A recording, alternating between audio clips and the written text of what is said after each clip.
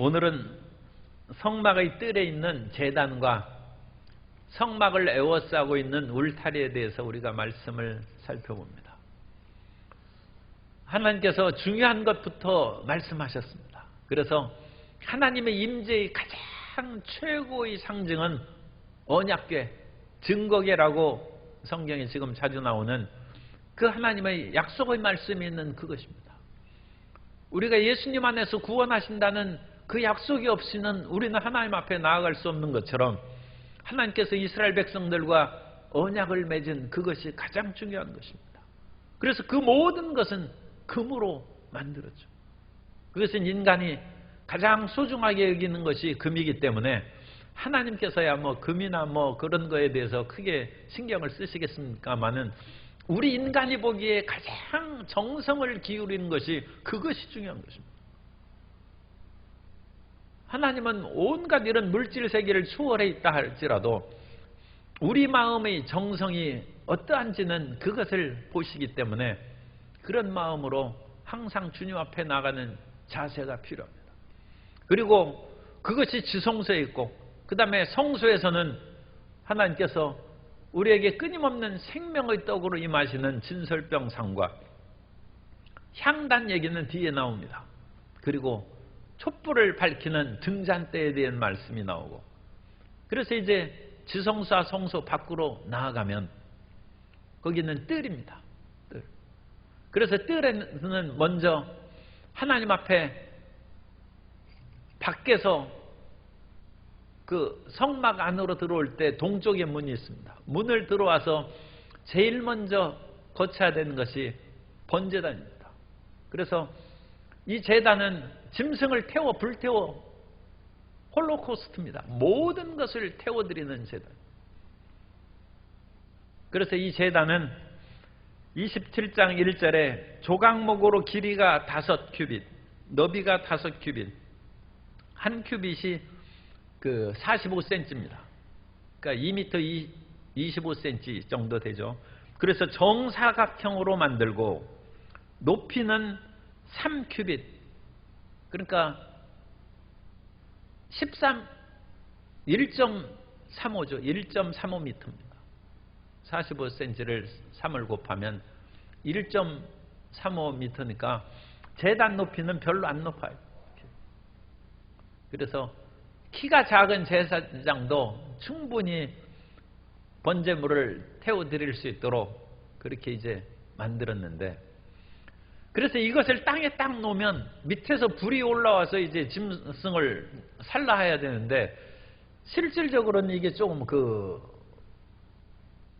어렵습니다. 그렇기 때문에 이 밑에 어떤 토단이나 돌 받침을 하지 않았을까 그렇게 이제 생각을 합니다. 우리 한번 그 화면으로 그 제단에 대한 그 모형 그림을 보도록 하겠습니다. 그래서 이 번제단이 저 뒤편에 보이는 우중충한 해달 가죽으로 덮인 그것, 그리고 안으로 들어갈 수 있도록 수놓은 아주 귀한 것으로 만들었죠. 그래서 내면이 아름다워요. 그런데 그 앞에 이제 동그라미 친 것이 번제단인데, 번제단을 그 정사각형으로 만들었는데 그 번제단을 무엇으로 받쳐놨어요? 그 돌단 같은 것으로 받쳐놓은 것이 보입니까? 그래서 불을 떼기에, 불을 올라가기에 좋게 그렇게 해놨어요. 그래서 이런 어떤 시설이 있었을 것으로 생각을 합니다. 그런데 오늘 우리가 읽는 27장에서는 그런 언급은 없어요. 그런데 출애굽기 20장 24절에 보면 내게 토단을 쌓고 그 위에 내 양과 소로 내 번제와 화목제를 드리라. 또 25절에 보면 내가 내게 돌로 제단을 쌓거든 다듬은 돌로 쌓지 말라. 그렇게 말씀하고 있습니다.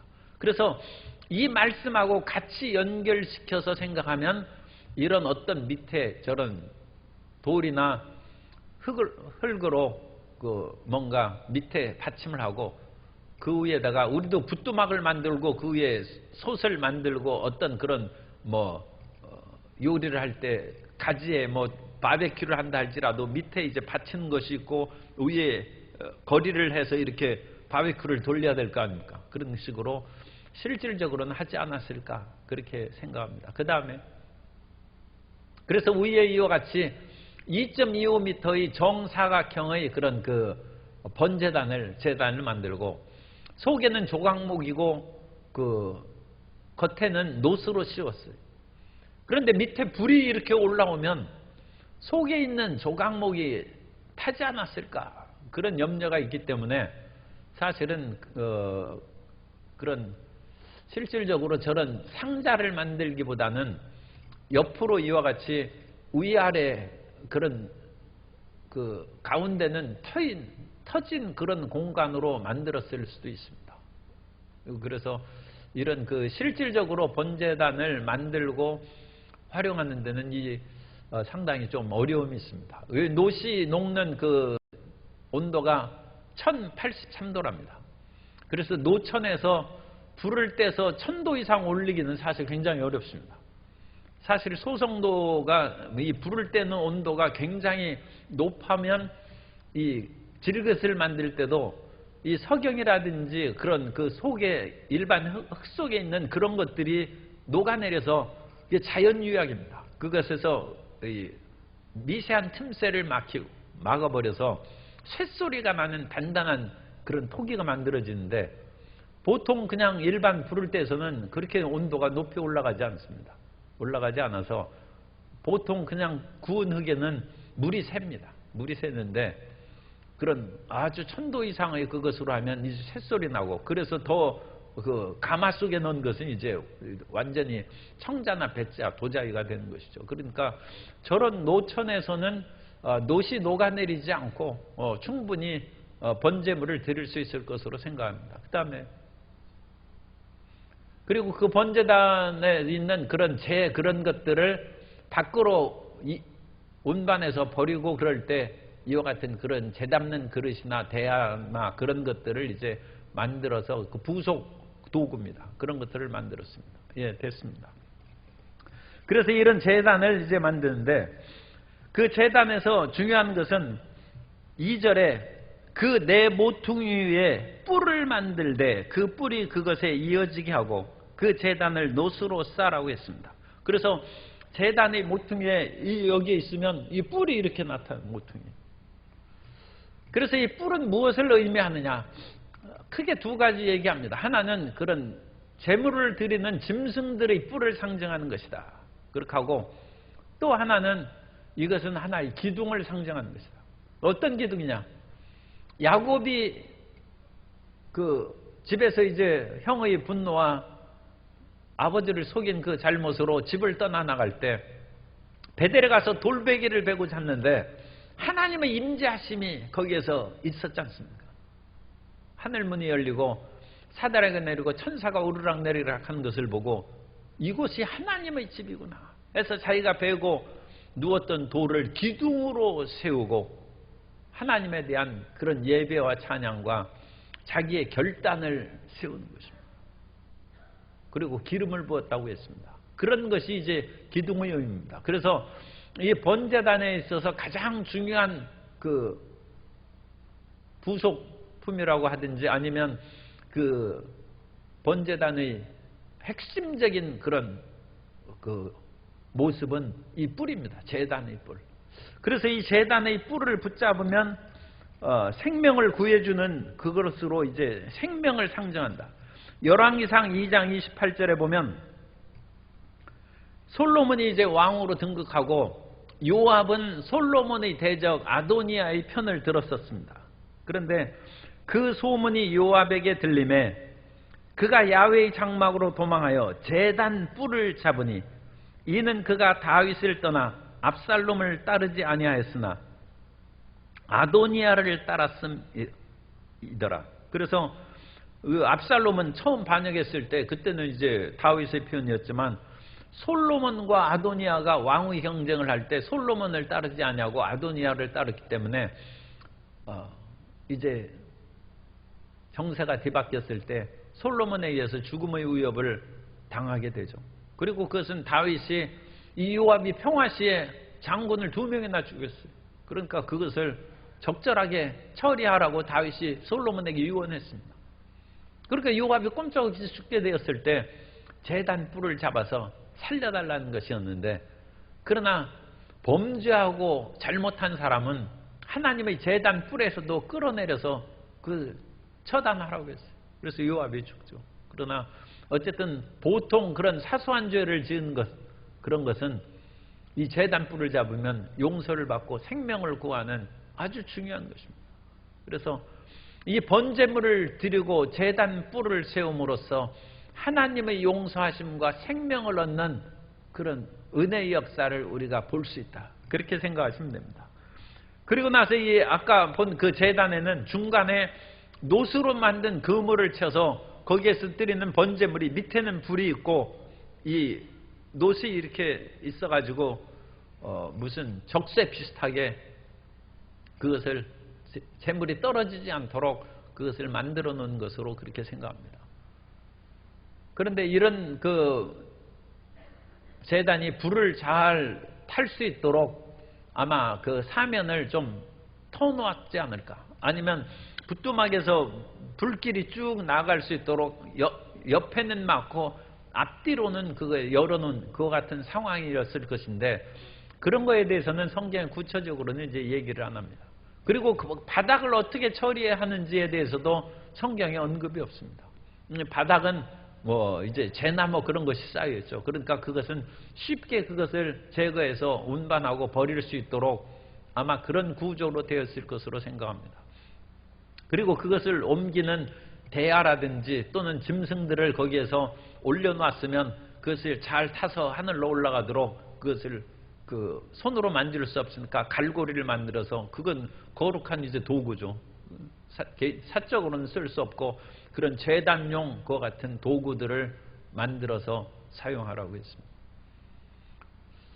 그래서 제단에서 하나님 앞에 드릴 때 하나님께서 제물을 연납했느냐 연납을 안 했느냐는 헤롯 시대에 이제 헤롯 성전을 크게 건축했지 않습니까? 그러면 그 동쪽 문이 그 니카노르 문에, 그래서 그 문 밖으로 나가면 거기에가 여인의 뜰입니다.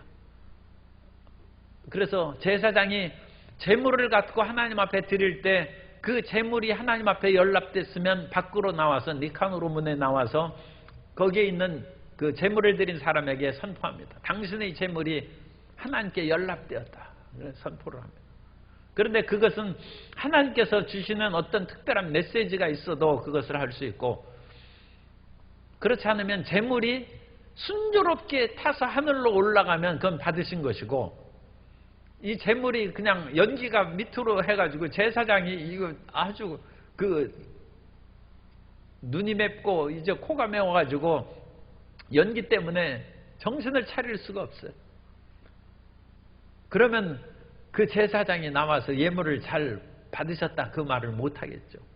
자기가 눈물 콧물 나오고 그런 지경이 됐는데 제물 드린 사람이 아무래도 뭔가 미심쩍은 행동을 했기 때문에 이 제물이 순조롭게 하늘로 착 올라가야 제사장도 상쾌하게 그 모든 것을 이제 집행할 수 있는데, 뭐 연기 때문에 정신을 차릴 수가 없어요.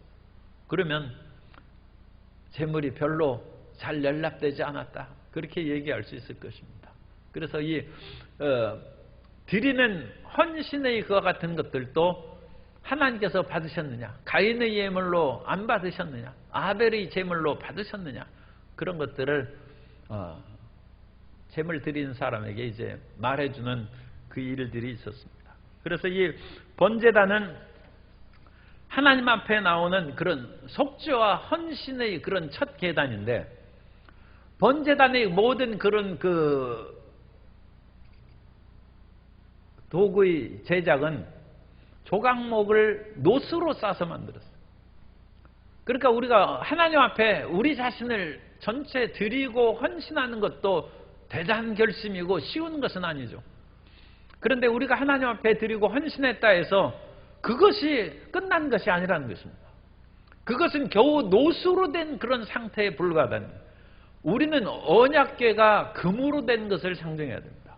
그리고 성소 안에서 모든 등잔대하고 진설병상이 금으로 다 입힌 것을 생각해야 됩니다. 그러므로 아직 하나님의 깊은 임재의 관계로 들어가지는 못했다는 거예요.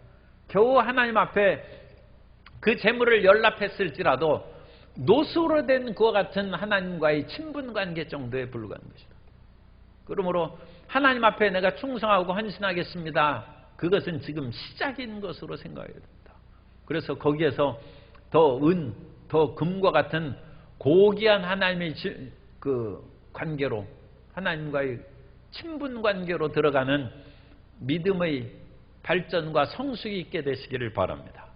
그래서 성막문으로 들어오면서 일단 번제단을 통과할 때 우리는 하나님께 연락이 되는 존재로 이제 들어가는 것입니다. 그 다음에 이제 일상적인 그런 죄를 씻는 물두멍의 이야기는 이제 다음에 나옵니다. 다음에 나오는데 어쨌든 이 번제단을 통과해서 들어가고, 그 다음에 이 번제단이 있는 그 뜰을 비롯해서 주변 사방에 이제 뜰이 있어요. 그래서 울타리를 거기에서 이제 만들어 놓고, 그 울타리 사면에는 그 9절에 보면 너는 성막의 뜰을 만들지니 남쪽을 향하여 뜰 남쪽에 너비가 100규빗의 세마포 휘장을 쳐서 그 한쪽을 당하게 할지며. 그러니까 정사각형으로 성막이 전체 만들어졌으니까 남쪽으로 100규빗, 북쪽으로도 똑같으니까 100규빗, 그 다음에 동선은 50규빗의 크기로 되어 있습니다. 우리 울타리에 대해서 한번 보도록 하겠습니다.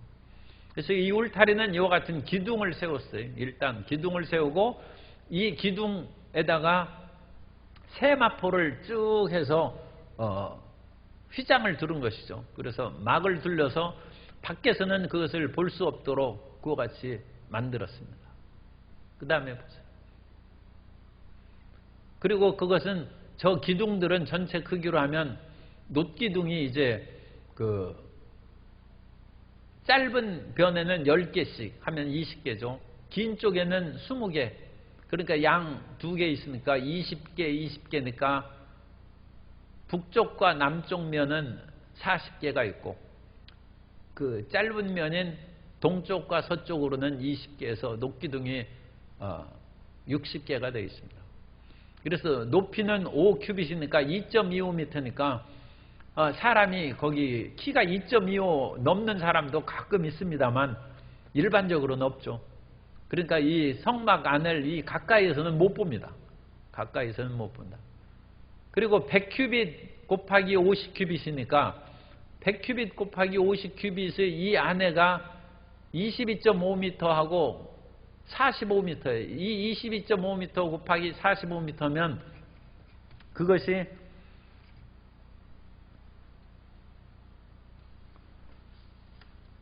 두 개를 곱하면 얼마예요?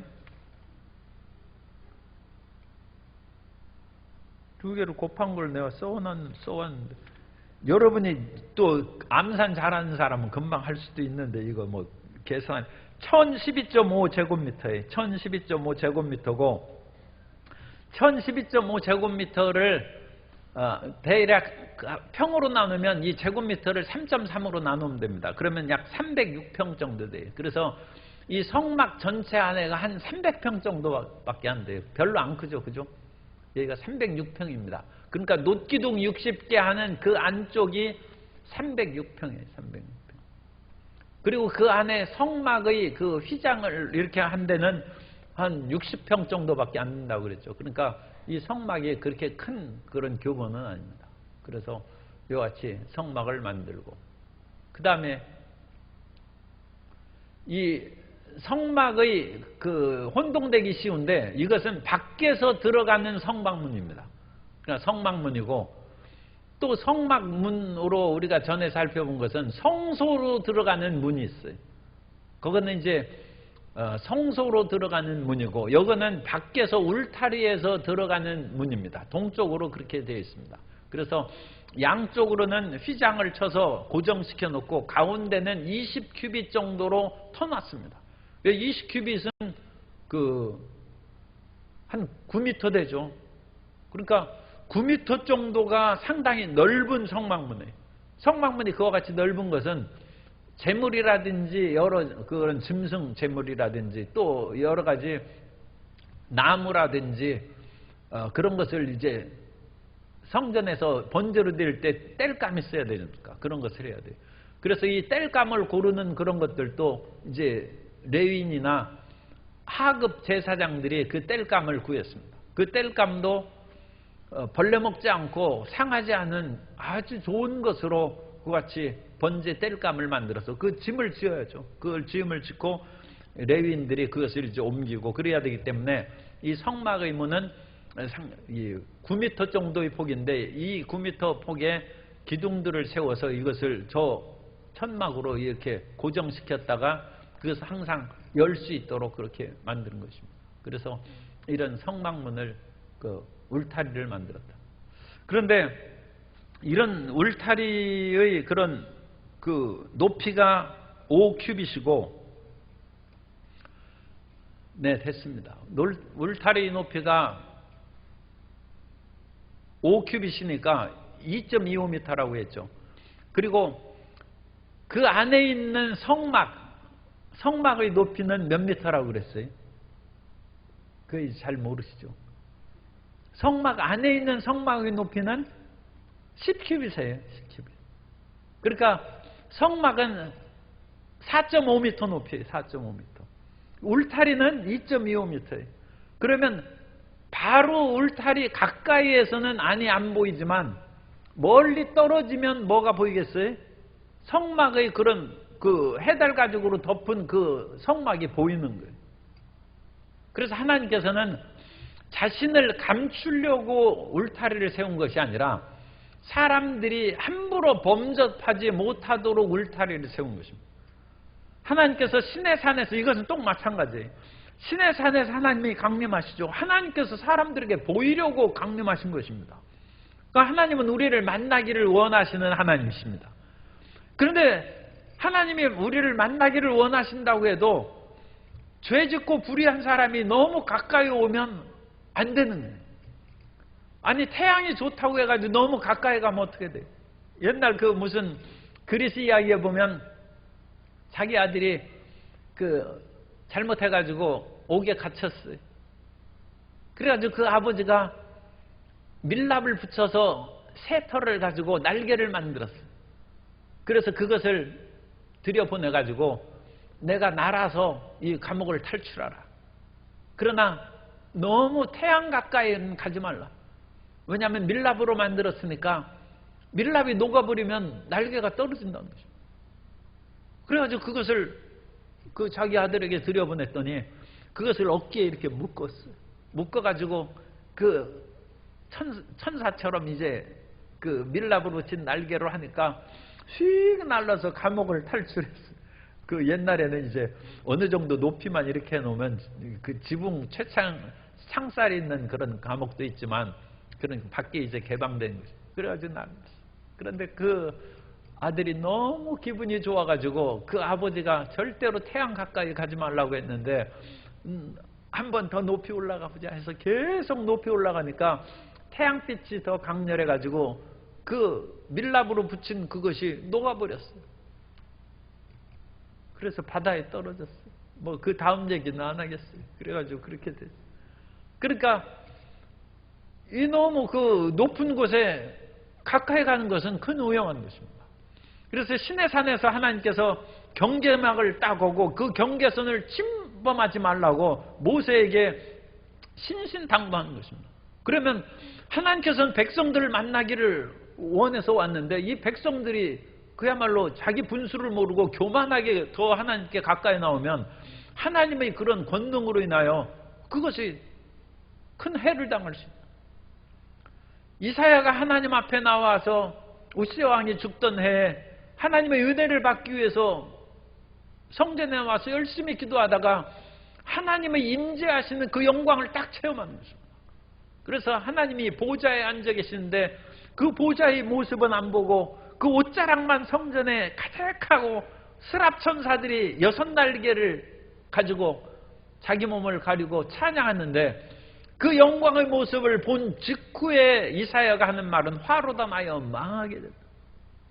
난 입술이 부정한 백성이 입술이 부정한 백성들 가운데 거하면서 만군의 야훼를 배웠기 때문이다.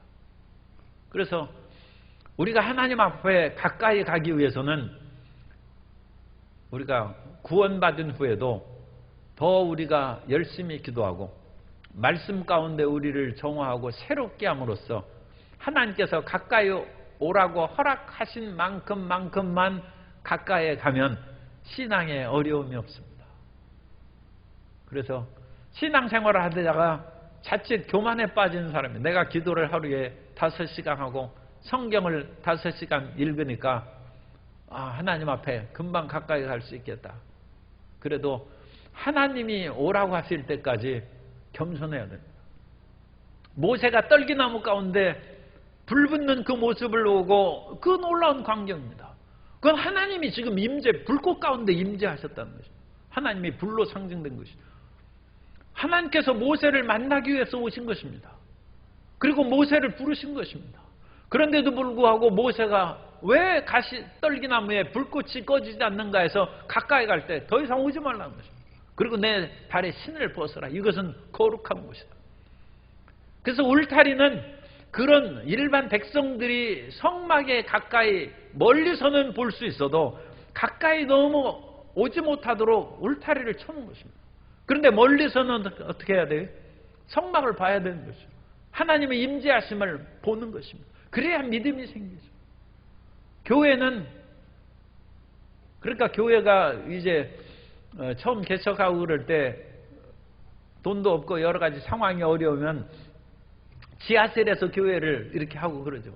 그러니까 할 수 없이 그런 때는 그렇게 해야 되지만, 오늘 성막의 그런 울타리 상징과 같이 비교해서 말씀을 드리면 교회는 밖에서 볼 수 있도록 그렇게 세워져야 됩니다. 그래서 저기에 교회가 있구나. 그곳에 하나님의 임재하심이 있구나. 그것을 이제 보는 것입니다. 그래서 하나님께서는 자기 자신을 사람들에게 드러내고 그것을 통하여 믿음을 갖고 은혜를 받게 하기를 원하시는 것입니다. 하나님께서는 성도 여러분을 만나시기를 원하십니다. 그러므로 하나님께 가까이 나아가는 것을 주저하지 마십시오. 그러나 우리의 믿음의 분량에 따라서 한계가 있다. 자기 자신을 헌신한 사람은 성막의 번제단까지는 들어갈 수 있어요. 그런데 그것은 노수로 만든 정도밖에 안 돼요. 그래서 일반 그 제사장들 가운데도 그런 불을 떼는 제사장은 좀 젊고 그와 같은 사람이 되겠죠. 그 다음에 더 유능하고 능숙한 그런 제사장은 그 안쪽으로 들어가서 성소 안에서 떡상을 드리고 촛대에 불을 켜는 그런 일을 하는데, 오늘 20절 21절에서 본 것처럼 그 촛대에 불을 하는 것은 아론과 그 아들이 하라고 했어요. 그러니까 대제사장들과 대제사장의 자녀가 하는 것이죠. 그러니까 제사장 가운데서도 대제사장의 직계 자손들이 하는 특별한 그런 가까이 하는 것이죠. 그래서 성소 안에 들어가는 그 제사장의 일종의 등급이 다른 것이죠. 그리고 마지막 단계 속에 지성소의 그 휘장을 열고 들어가는 것은 다른 제사장은 아무도 못 들어가요. 오직 대제사장이, 그것도 1년에 한 차례 속죄의 피를 가지고 1년에 한 차례 지성소에 들어요. 얼마나 하나님께 가까이 하는 것을 우리가 조심하고 우리 자신이 겸손하게 하나님 앞에 나아가야 되는지, 그것을 이 성막의 구조를 통해서 그걸 보여주는 것입니다. 그래서 울타리를 막은 것은 그같이 일반 사람들이 그냥 별 마음도 없고 함부로 다가오지 못하도록 했지만, 좀 멀리 떨어진 곳에는 2.25m의 울타리를 넘어서 4.5m의 지붕, 그 해달 가죽으로 덮인 그 하나님이 임재하신 그 성막을 보는 것이죠. 그래서 하나님은 우리와 함께 있기를 원하시고 우리를 만나기 원하신다. 그것을 잊지 않게 되시기를 바랍니다. 그래서 이 울타리를 다 만들어 놨어요. 만들어 놓고 그 다음에 이제 20절 21절은 등불에 대한 그런 말씀을 하는데, 20절에 너는 또 이스라엘 자손에게 명령하여 감나무로 짠 순수한 기름을 등불을 위하여 내게로 가져오게 하고, 그래서 이 감나무로 감나무로 짠 그런 기름을 직접 짠 것을 가져오랍니다. 그래서 하나님 앞에 드리는 등잔, 이 성소 안의 등불의 그런 기름은 밖에서 사온 것으로 하지 말고 하나님 앞에 직접 손수 짠 그것으로 한다. 이 직접 절구에 놓고 공의로 찐 그런 그 기름은, 그걸 제가 직접 안 해봐서 이제 모릅니다만 어쨌든 책에 나온 얘기를 하면 그 기름이 훨씬 순수하답니다. 순수해서 기름틀에서 이와 같이 밖에 기름틀이 많이 있어요. 이스라엘에 가보면 고대 그 옛날에 발견된 기름 짜는 틀이 있고, 그 기름 짜는 틀을 사람이 이렇게 서서 이렇게 돌려서 쭉 돌리면 이 감람이 깨어져 가지고 밑에 기름이 흘러나오도록, 그러니까 그것은 사람이 돌려도 되고 소나 그런 나귀를 통해서 이렇게 메어서 연자맷돌처럼 이렇게 돌리게 되어 있습니다. 그러면 기름이 짜서 나온 그 기름하고 차이가 있답니다. 그래서 손으로 직접 짠 정성 어린 그런 기름에는 연기도 잘 안 나고 이 끓음이 적게 생긴다는. 그래서 최상의 기름으로 하나님 앞에 바치라. 그래서 그것을 보니까 옛날 한약달이 든 생각이 나요. 그래서 옛날에는 여러 가지 시설이 뭐 좋지 않아서 그렇기는 합니다만, 이 화로나 숯불을 만들어 가지고 거기에서 약단지를 올리고 그거 지키고 이제 부채로 이렇게 하면서 그걸 다려야 되거든요. 그죠? 그래서 그것을 정성을 다려야지, 그걸 다리다가 졸고 그래가지고 약이 쫄아들거나 타면 그걸 난리 나는 것이죠. 정성껏 그걸 지켜야 돼요. 그리고 그것을 부채질하면서 사실은 기도하는 것이죠. 이 약을 드시는 분이 건강을 회복하고 몸이 보여서 집안의 어른이죠. 온 집안을 잘 그렇게 이끌어가게 해 주십시오. 그런 마음으로 그것을 다리고, 사실 가장 고귀한 그런 약은 하인이 있어도 하인이 부채질 안 시킵니다. 직접 그 집 며느리나 그 집 아내가 그것을 해서 약을 다리고. 왜? 기도죠, 기도입니다. 정성의 기도입니다. 그런 것처럼 하나님 앞에 등불을 가장 정성으로 하라고, 정성으로. 그리고 그것을 맡은 사람도 아내나 며느리를 시키는 것처럼 아론과 그 아들들이 직접 하라는 거예요. 직접 하라고. 그래서 21절에 아론과 그의 아들들로 회막안 증거궤 앞 휘장 밖에서 저녁부터 아침까지 항상 야훼 앞에 그 등불을 보살피게 하라. 등불이 꺼지지 않도록 하는 그 일은, 다른 사람들도 다 보면 그 등불 기름을 왜 못 넣겠어요? 그런데 하나님 앞에 이 등불은 이스라엘에 비치는 빛을 상징하기 때문에 딴 사람 시키지 말고 대제사장과 그 아들들이 하라는 거죠. 그래서 집안에 기도의 등불이 꺼지지 않도록 하는 사람이 그 집안의 제사장입니다. 그 집안에서 기도의 등불이 꺼지지 않게 하는 사람이 집안의 대제사장입니다. 대대로 그 등불을, 이 말씀을 지키고 대대로 등불을 꺼지지 않아요. 왜? 기도의 등불이 꺼지면 그 집안이 어둡죠.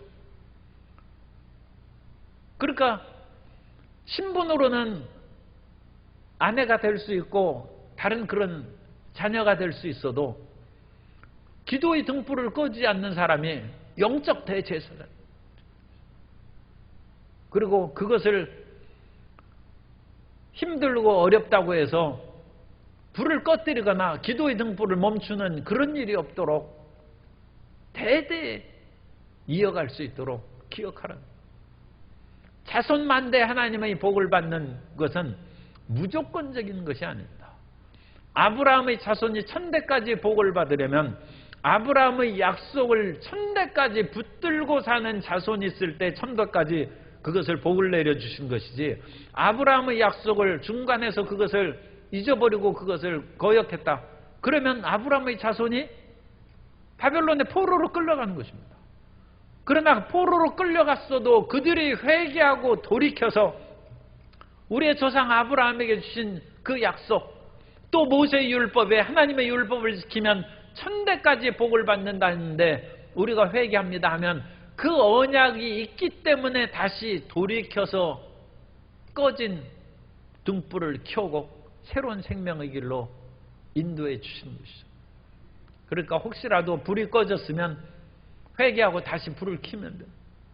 왜냐하면 우리는 예수 그리스도 안에서 버림받지 않습니다. 예수님을 믿기만 하면, 좀 참 어려운 얘기입니다. 그래도 이건 확실한 것입니다. 예수님을 믿기만 하면 죄 짓고 불의할지라도 버림당하지 않습니다. 그런데 예수님을 이제 완전히 거역하고 예수님을 부인하면 그 은혜에서 떨어져 나가는 것이죠. 그러나 사람이 웬만큼 죄를 짓는다고 해서 성령이 떠나지 않습니다. 그리스도 예수 안에서 예수님께서 십자가에서 죽기까지 고통을 당하시고 장사된 지 사흘 만에 죽은 자 가운데서 부활하신 그 예수님의 지극한 사랑과 생명력으로 우리를 구원하셨기 때문에 보통의 그런 것으로는, 보통 죄로는 그 하나님의 사랑에서 우리를 끊을 수 없습니다. 그러므로 아무리 어려워도 끝까지 예수님을 믿고 돌아서서 다시 그 등불을 켜고 대대 그 불이 꺼지지 않는 복된 성도 여러분의 삶이 되고 가정이 되시기를 예수님 이름으로 축원합니다. 하나님께서는 가장 고귀한 언약궤로부터 밖으로 나아갈 수 있도록 노수로 된 번제단을 만들었습니다. 이 번제단도 성막의 울타리 안에 있는데도 어느 것은 노고 어느 것은 금입니다. 우리가 하나님의 집에서 수많은 그릇이 있는데, 그래도 제가 이거 참 좀 거북스럽지만 그래도 명확하게 말씀을 드립니다. 어떤 사람은 놋그릇이고 어떤 사람은 은그릇이고 어떤 사람은 금그릇입니다. 예수님 믿는다고 다 같은 것이 아닙니다. 예수님 믿는다고 해서 어떤 사람은 놋재단과 같은 놋의 그런 상황에 있고 어떤 사람은 금처럼 귀하고 가장 하나님께 가까이 있는 사람이 있습니다. 우리가 하나님 앞에 더 가까이 나가서 더 주님을 섬기고, 이 놋재단도 하나님의 임재를 상징하고 진설병상도 하나님의 임재를 상징하고 언약궤도 하나님의 임재를 상징하는 똑같은 임재의 상징이지만 그 정도의 차이는 다르다는 것을 기억하고 더 하나님 앞에 더 가까이 나가서 나중에 천국에 갔을 때는 이제 모든 우리의 육신의 그런 것이 벗어버리니까 그야말로 어떤 사람은 금처럼, 어떤 사람은 은처럼, 어떤 사람은 보석처럼 찬란하게 빛날 것입니다. 그러한 영광의 하나님 나라에서 상급받는 꿈을 가지고 전진하는 모든 성도 여러분 되시기를 예수님 이름으로 축원합니다.